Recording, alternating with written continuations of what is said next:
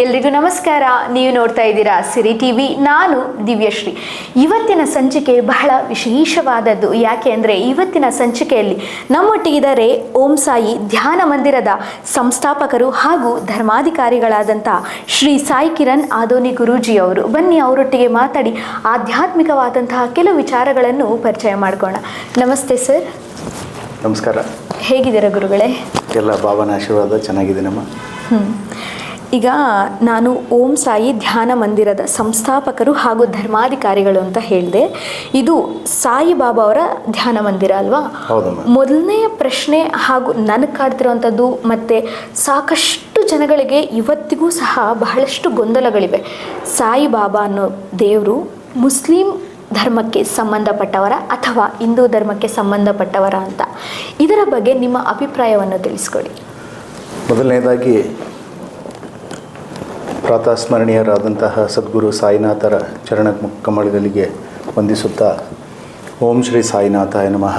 ಗುರುರ್ ಬ್ರಹ್ಮ ಗುರುರ್ ವಿಷ್ಣು ಗುರುರದೇವೋ ಮಹೇಶ್ವರ ಗುರು ಸಾಕ್ಷಾತ್ ಪರಂ ಬ್ರಹ್ಮ ತಸ್ಮೈ ಶ್ರೀ ಗುರವೇ ನಮಃ.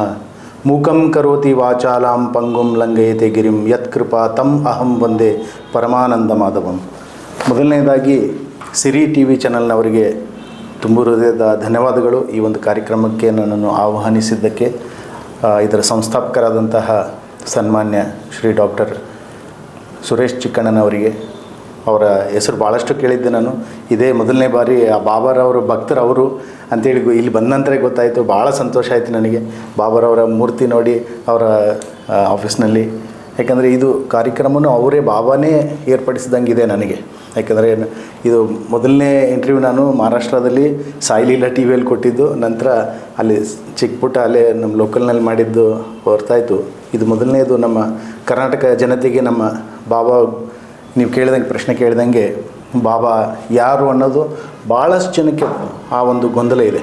ಬಾಬಾ ಹಿಂದೂ ನಾ ಮುಸ್ಲಿಮ ಯಾರು ಅಂತ. ಇದೇ ಪ್ರಶ್ನೆಗೆ ಉತ್ತರ ಬೇಕಲ್ಲ ನಿಮಗೆ? ಹೌದು.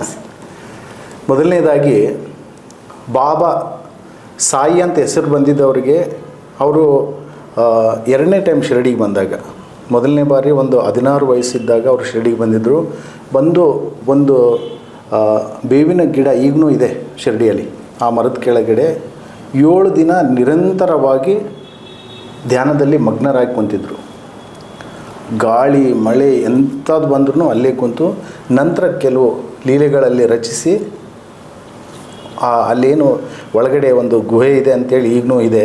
ಆ ಗುಹೆ ಒಳಗಡೆ ಹೋಗಿ ನಂತರ ಒಂದು 4-5 ವರ್ಷಗಳ ನಂತರ ಮತ್ತೊಂದು ಸಲ ಅವಾಗ ಈಗೇನು ವೇಷಭೂಷೆ ಆ ಡ್ರೆಸ್ ನೋಡಿದ ಕೂಡಲೇ ಏನಂತೀವಿ ನಾವು, ಅದು ಒಬ್ಬ ಮುಸಲ್ಮಾನರು ಫಕೀರರು ಹಾಕುವಂಥ ಆ ವೇಷ. ಹಾಗಾಗಿ ಅವ್ರನ್ನ ನಾವು ಹಂಗೆ ಗುರುತಿಸ್ಕೊಳ್ತೀವಿ. ಆವಾಗ ಅವರು ಖಂಡೋಬಾ ಮಂದಿರ ಶಿರಡಿನಲ್ಲಿ ಪುರಾತನವಾದದ್ದು. ಅಲ್ಲಿ ನಮ್ಮ ಮನೆ ದೇವರು ಯಾವ ರೀತಿ ಇರ್ತಾರೆ, ಅಲ್ಲಿ ಊರಿಗೆ ಆ ಮನೆ ದೇವರಲ್ಲಿ ಇಷ್ಟ ದೇವರು. ಆ ದೇವಸ್ಥಾನಕ್ಕೆ ಹೋದಾಗ ಅಲ್ಲಿ ಆ ಪೂಜಾರಿ ಮಾಲ್ಸಾಪತಿ ಅನ್ನೋರು ಸಾಯಿ ಅಂತ ಕರೀತಾರೆ. ಅಲ್ಲಿಂದ ಶುರುವಾಯಿತು ಅವ್ರಿಗೆ ಸಾಯಿ ಬಾಬಾ ಅಂಥೇಳಿ ಒಂದು. ಇನ್ನೊಂದು ಅವರು ಯಾರು ಅನ್ನೋದು, ನಮ್ಮ ರಾಯಚೂರಲ್ಲಿ, ನಾನಿರೋದು ರಾಯಚೂರಿಂದ ಬಂದಿದ್ದು. ರಾಯಚೂರಿನಿಂದ 30 ಕಿಲೋಮೀಟರ್ ದೂರದಲ್ಲಿ ದತ್ತಾತ್ರೇಯ ಅವರ ಮೊದಲನೇ ಅವತಾರ ಪುಣ್ಯಕ್ಷೇತ್ರ ಇದೆ, ಶ್ರೀಪಾದ ಶ್ರೀವಲ್ಲಭ ಶ್ರೀ ಕ್ಷೇತ್ರ. ಅಲ್ಲಿ ಒಂದು ಗ್ರಂಥ ಬರೆದಿದ್ದಾರೆ, ಶಂಕರ ಭಟ್ ಅಂತೇಳಿ. 750 ವರ್ಷಗಳ ಹಿಂದೆ, ಎಷ್ಟಮ್ಮ 750 ಇಯರ್ಸ್ ಬ್ಯಾಕ್ ಒಂದು ಗ್ರಂಥ ಬರೆದಿದ್ದಾರೆ. ಆ ಗ್ರಂಥ ಬರೆದಿದ್ದು ಶಂಕರ ಭಟ್ ಅಂತೇಳಿ ತೆಲುಗುನಲ್ಲಿ ಬರೆದಿದ್ದಾರೆ. ಅದು ಗ್ರಂಥ ಅಲ್ಲಿ ಇದೆ. ನೀವಿಲ್ಲಿ ಸಪ್ನಾ ಬುಕ್ ಹೌಸ್ನಲ್ಲಿ ನಿಮಗೆ ಸಾಕಷ್ಟು ಪುಸ್ತಕಗಳ ಲಭ್ಯವಿದೆ. ಆ ಗ್ರಂಥದಲ್ಲಿ 45ನೇ ಅಧ್ಯಾಯದಲ್ಲಿ ಸಾಯಿಬಾಬಾನ ಬಗ್ಗೆ ವರ್ಣನೆ ಇದೆ. ಬಾಬಾ ಸಮಾಧಿಯಾಗಿ 108 ವರ್ಷ, ಮೊನ್ನೆ ಅಕ್ಟೋಬರ್ 15ಕ್ಕೆ 108 ವರ್ಷ ಆಯಿತು ಅವ್ರು ಸಮಾಧಿಯಾಗಿ, ದೇಹ ತ್ಯಾಗ ಮಾಡಿ. ಹೌದಾ? ಅದಕ್ಕಿಂತ ಹಿಂದೆ ಒಂದು 80 ವರ್ಷ ಅವರು ಇಡೀ ಜೀವನ ದ್ವಾರಕಾಮಾಯಿ ಒಂದು ಮಸೀದಿ ಏನಿದೆ ಆ ಮಸೀದಿಯಲ್ಲಿ ಜೀವನ ಕಳೆದಿದ್ದು. ಈ ಗ್ರಂಥ ಬರೆದಿದ್ದು 750 ವರ್ಷಗಳ ಹಿಂದೆ. ಈ ವಿಷಯ ಯಾರಿಗೂ ಗೊತ್ತಿಲ್ಲ.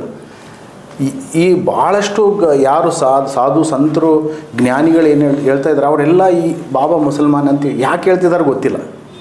ಯಾಕೆ ಈ ರೀತಿ ಪ್ರಚಾರ ಮಾಡ್ತಿದ್ದಾರೆ ಗೊತ್ತಿಲ್ಲ. ದತ್ತಾತ್ರೇಯನ ಮೊದಲನೇ ಅವತಾರದಲ್ಲಿ ಅವರ ಗ್ರಂಥದಲ್ಲಿ 750 ವರ್ಷಗಳ ಹಿಂದೆ ಬಾಬಾನ ನಾಮರೂಪ ಏನೂ ಇರಲಿಲ್ಲ ಅಂಥ ಸಮಯದಲ್ಲಿ ಆ ಗ್ರಂಥ ಬರೆದಿದ್ದಾರೆ. ಅದರಲ್ಲಿ ದತ್ತಾತ್ರೇಯ ಅವರ ಕೊನೆಯ ಅವತಾರ ಯಾರಾದರೂ ತಾಳಬೇಕಂತೇಳಿ ಅವ್ರು ಏನು ಮಾಡ್ತಾರೆ, ವಿಮಾನದಲ್ಲಿ ಪ್ರಯಾಣ ಮಾಡ್ತಿರ್ತಾರೆ ಒಬ್ಬರನ್ನ ಆಯ್ಕೆ ಮಾಡ್ಕೊಳ್ಳೋಕ್ಕೆ. ಆ ಸಮಯದಲ್ಲಿ ಟಿಬೇಟ್ ಚೈನಾ ಮಧ್ಯದಲ್ಲಿರುವಂಥ ಒಂದು ಸ್ಥಳದಲ್ಲಿ ಆಂಜನೇಯ ಸ್ವಾಮಿ ಈ ಗ್ರಂಥದಲ್ಲಿ ಬರೆದಿದ್ದು 45ನೇ ಅಧ್ಯಾಯದಲ್ಲಿ ಇದೇ ರೀತಿ ಬರೆದಿದ್ದಾರೆ. ಧ್ಯಾನಕ್ಕೆ ಕುಂತಿರ್ತಾರೆ, ರಾಮ ರಾಮ ರಾಮ ರಾಮ ಅಂತ ಜಪಿಸ್ತಾ. ಆ ಸಮಯದಲ್ಲಿ ಇವರು ದತ್ತಾತ್ರೇಯಲ್ಲಿ ಕೆಳಗಡೆ ಇಳಿದು, ಆಂಜನೇಯ ನನ್ನ ಕೊನೆಯ ಅವತಾರ ಶಿರಡಿಯಲ್ಲಿ, ಶಿಲದಿ ಅಂತಿತ್ತು ಮೊದಲು, ಶಿಲದಿಯಲ್ಲಿ ಸಾಯಿಬಾಬಾ ಆಗಿ ಅವತರಿಸಬೇಕು, ಶ್ರದ್ಧಾ ಸಬೂರಿ ಅನ್ನೋ ಒಂದು ಸಂದೇಶವನ್ನು ಇಡೀ ಜಗತ್ತಕ್ಕೆ ಸಾರಬೇಕು. ನಿನಗೆ ಬ್ರಹ್ಮ ವಿಷ್ಣು ಮಹೇಶ್ವರನ ಇಡೀ ಶಕ್ತಿ ಇರುತ್ತೆ. 1000 ವರ್ಷಗಳ ಕಾಲ ನಿನ್ನ ಶಕ್ತಿ ಮತ್ತು ನಿನ್ನ ಲೀಲೆಗಳು ಇಡೀ ವಿಶ್ವಕ್ಕೆ ಪ್ರಚಾರವಾಗುತ್ತೆ. ಎಲ್ಲರಿಗೂ ಕಲ್ಯಾಣ ಆಗುತ್ತೆ. ಸರ್ವಧರ್ಮ ಸಮಾಭಾವ ತತ್ವವನ್ನು ಬೆಳೆಸಬೇಕು. ಸಬ್ಕಾ ಮಾಲಿಕ್ ಏಕ್ ಅಂತೇಳಿ ಹೇಳ್ತಾ ಇರಬೇಕು. ಅಲ್ಲಾ ಮಾಲಿಕ್ ಅಂತೇಳಿ ಅದರಲ್ಲಿ ಬರೆದಿದ್ದಾರೆ ಆ ಗ್ರಂಥದಲ್ಲಿ. ಓಕೆ, ಇಂಥ ಒಂದು ಗ್ರಂಥ, ಆ ಗ್ರಂಥದಲ್ಲಿ ಬರೆದಿರುವಂಥದ್ದು. ಈಗ ನೋಡಿ ಎಷ್ಟು ಬಾಬಾ ಸಮಾಧಿಗೆ 108 ವರ್ಷ ಅವಾಗೇ ಇದೆಲ್ಲ ವರ್ಣನೆ ಇದೆ ಅಂದಮೇಲೆ ನೀವು ತಿಳ್ಕೊಳ್ಳಿ ಹೆಂಗಿರ್ಬೋದು. ಈ ಪ್ರಶ್ನೆಗೆ ಇದಕ್ಕಿಂತ ಒಳ್ಳೆಯ ಉತ್ತರ ನಿಮಗೆ ಸಿಗೋಕ್ಕೆ ಸಾಧ್ಯ ಇಲ್ಲ. ಖಂಡಿತವಾಗಿ ಎಲ್ಲ ನಮ್ಮ ಸಿರಿ ಟಿ ವಿ ಚಾನಲ್ ವೀಕ್ಷಕರು ಎಲ್ಲರೂ ನೀವು ಈ ಗ್ರಂಥ ಓದಬೇಕು ಅಂದ್ಕೊಂಡಿದ್ರೆ ನೀವು ಸಪ್ನಾ ಬುಕ್ ಹೌಸ್ನಲ್ಲಿ ಶ್ರೀಪಾದ ಶ್ರೀವಲ್ಲಭ ಚರಿತಾಮೃತಮ್ ಅಂತೇಳಿ ಗ್ರಂಥ ಓದಿ, ಯಾರ್ಯಾರು ಇಂಥ ಒಂದು ಪ್ರಶ್ನೆ ಕೇಳ್ತಾ ಇದ್ದಾರೆ ಅವರಿಗೆ ಇದೇ ಉತ್ತರ, ಈ ಪುಸ್ತಕನೇ ಉತ್ತರ. ಯಾಕಂದರೆ ನಾವು ಯಾರೂ ಬರೆದಿದ್ದಲ್ಲ, ಶಂಕರ ಭಟ್ ಅಂತೇಳಿ ಶ್ರೀಪಾದ ಶ್ರೀವಲ್ಲಭರ ಭಕ್ತರು, ಅದು ತೆಲುಗಿನಲ್ಲಿ ಬರೆದಿದ್ರು, ಅದನ್ನು ಅನುವಾದಿಸಿದ್ದಾರೆ. ಸೊ ದಯಮಾಡಿ ಇದಕ್ಕಿಂತ ಒಳ್ಳೆಯ ಉತ್ತರ ನಿಮ್ಗೆ ಸಿಗ್ಲಿಕ್ಕೆ ಸಾಧ್ಯ ಇಲ್ಲ. ಇನ್ನೊಂದು ಏನಂದರೆ, ಯಾರೂ ಹಿಂದೂ ಮುಸಲ್ಮಾನ್ ಅಂತ ಇರೋದಿಲ್ಲ. ಆಧ್ಯಾತ್ಮಿಕ ಅನ್ನೋದು ಆಧ್ಯಾತ್ಮಿಕ ಅಷ್ಟೇ, ಅದು ಸ್ಪಿರಿಚುವಾಲಿಟಿ, ಅದು ಯಾವುದಕ್ಕೂ ಸೀಮಿತ ಇರೋದಿಲ್ಲ. ಎಲ್ಲ ಧರ್ಮಗಳಿಂದ ಏನೇನು ಒಳ್ಳೆಯ ವಿಷಯಗಳಿರುತ್ತೆ ಅದನ್ನು ತಗೊಂಡು ಅವನು ಒಂದು ದಾರಿಯಲ್ಲಿ ನಡೆಯೋದೇ ಆಧ್ಯಾತ್ಮಿಕ. ಹೌದಮ್ಮ? ಹೌದು, ಖಂಡಿತವಾಗ್ಲೂ. ಧನ್ಯವಾದಗಳು ಸರ್. ಮತ್ತು ಈ ನಿಮ್ಮ ಒಂದು ಧ್ಯಾನ ಮಂದಿರ ಅನ್ನೋದು ಯಾವಾಗ ಸ್ಥಾಪನೆ ಆಯಿತು? ಇದು ಆ್ಯಕ್ಚುಲಿ ಇದು 1999ರಲ್ಲಿ ಅಲ್ಲಿ ಮಂದಿರ ಆಗಬೇಕನ್ನೋದೊಂದು ಸಂಕಲ್ಪ ಆಗಿತ್ತು ಯಾವಾಗೂ. ಅದು ಸಂಪೂರ್ಣ ನಿರ್ಮಾಣಗೊಂಡಿದ್ದು 2019ರಿಂದ ಪ್ರಾರಂಭ ಆಗಿ 2008ರಲ್ಲಿ 2019ರಲ್ಲೇ ಒಂದೇ ವರ್ಷದಲ್ಲಿ ಆಗಿದೆ, 11 ತಿಂಗಳಲ್ಲಿ ಆಗಿದ್ದದು. 2019 ಡಿಸೆಂಬರ್ 12ಕ್ಕೆ ಲೋಕಾರ್ಪಣೆ ಆಗಿದೆ ಅದು ನಾವು 20-25 ಹೆಸರು ಆಯ್ಕೆ ಮಾಡಿದ್ವಿ. ಬಾಬಾನ ಮುಂದೆ ಚಿಟ್ಟಿ ಹಾಕಿ ಎತ್ತಿದ್ರೆ ಈ ಹೆಸರು ಓಂ ಸಾಯಿ ಧ್ಯಾನ ಮಂದಿರ ಅಂತೇಳಿ ಬಂತು. ಅವ್ರು ಯಾಕೆ ಧ್ಯಾನ ಮಂದಿರ ಅಂತ ಇಟ್ಟಿದ್ದಾರೆ ಅಂದರೆ, ನಾವು ಅಲ್ಲಿ ಪ್ರತಿ ಗುರುವಾರ 1000 ಭಕ್ತರನ್ನ ಕುಂದಿರಿಸಿ ಒಂದು ಧ್ಯಾನ ಮಾಡಿಸ್ತೀವಿ.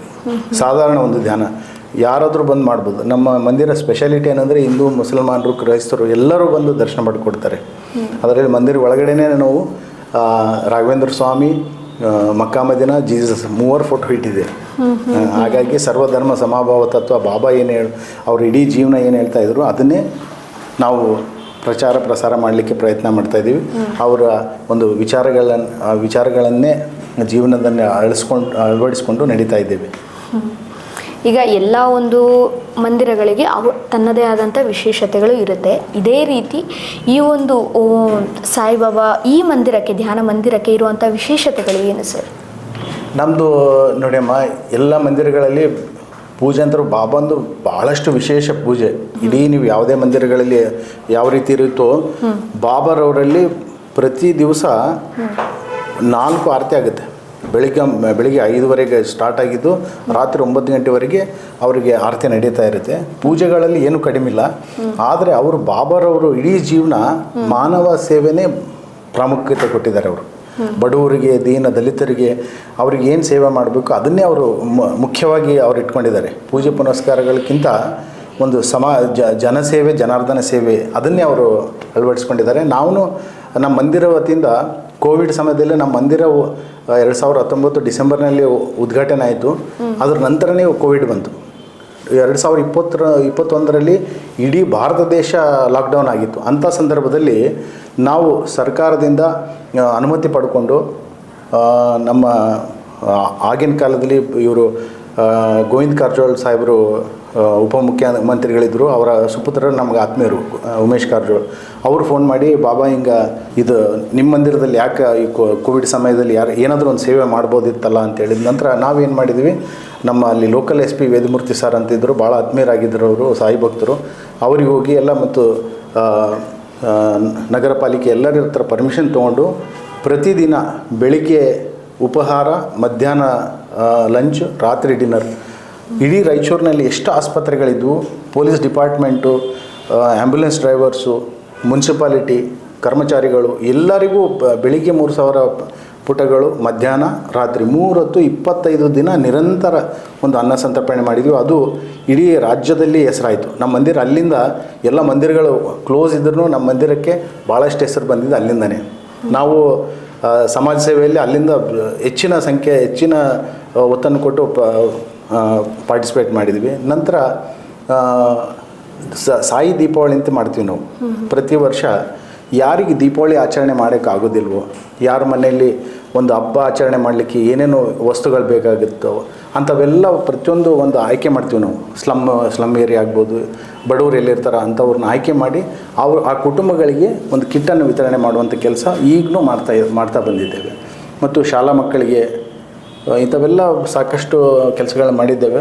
ನಾವು ರಾಜ್ಯದಲ್ಲೇ ಅತಿ ಹೆಚ್ಚು ಬ್ಲಡ್ ಡೊನೇಷನ್ ಕ್ಯಾಂಪನ್ನು ಮಾಡಿದ್ದೇವೆ ನಾವು. Highest blood donations. ಅದರಲ್ಲಿ ನಾನೇ ಒಂದು 50 ಸಲ ಮೇಲ್ಪಟ್ಟು ಕೊಟ್ಟಿರ್ಬೋದು, 50-55 ಸಲ ಜಾಸ್ತಿ ಆಗಿ ಕೊಟ್ಟಿರ್ಬೋದು.